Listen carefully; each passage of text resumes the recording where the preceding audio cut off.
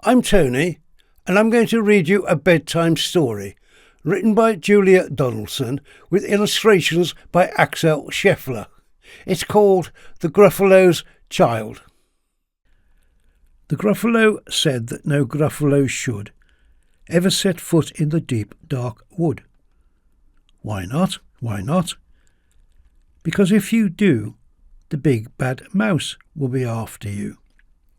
I met him once, said the Gruffalo. I met him a long, long time ago. What does he look like? Tell us, Dad. Is he terribly big and terribly bad? I can't quite remember, the Gruffalo said. Then he thought for a minute and scratched his head. The big bad mouse is terribly strong, and his scaly tail is terribly long. His eyes are like pools of terrible fire, and his terrible whiskers are tougher than wire. One snowy night when the Gruffalo snored, the Gruffalo's child was feeling bored. The Gruffalo's child was feeling brave, so she tiptoed out of the Gruffalo cave. The snow fell fast and the wind blew wild. Into the woods went the Gruffalo's child.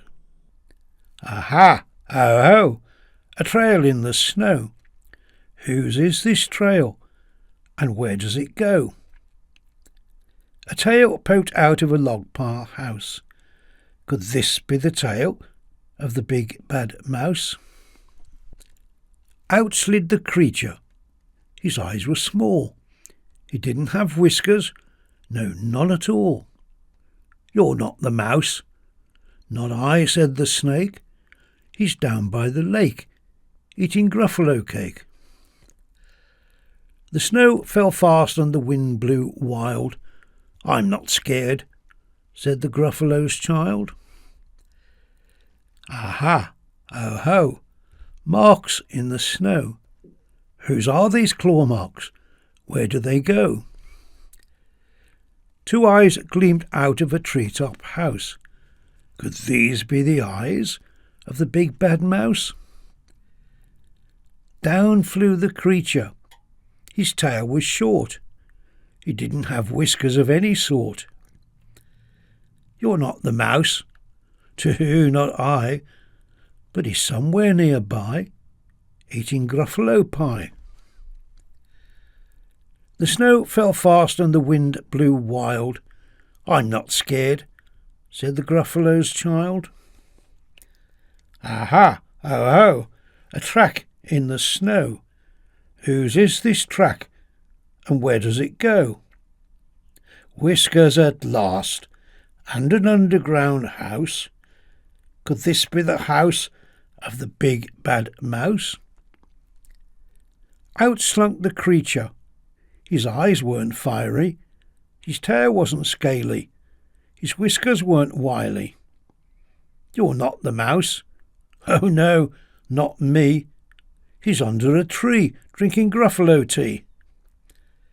It's all a trick, said the Gruffalo's child, as she sat on a stump where the snow lay piled. I don't believe in the big bad mouse. But here comes a little one, out of its house. Not big, not bad, but a mouse at least. You'll taste good as a midnight feast. Wait, said the mouse, before you eat. There's a friend of mine that you ought to meet. If you let me hop onto a hazel twig, I'll beckon my friend, so bad and big. The Gruffalo's child unclenched her fist. The big bad mouse.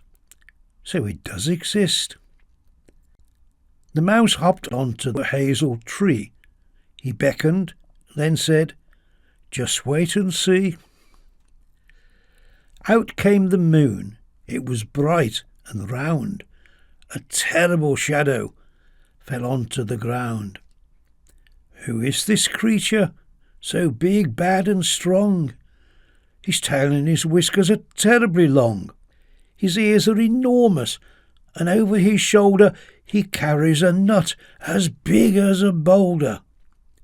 "The big bad mouse!" yelled the Gruffalo's child. The mouse jumped down from the twig and smiled. "Aha! Oh-ho! Prints in the snow! Whose are these footprints, and where do they go?" The footprints led to the Gruffalo's cave, where the Gruffalo's child was a bit less brave. The Gruffalo's child was a bit less bored, and the Gruffalo snored and snored and snored. I hope you enjoyed that story. Good night.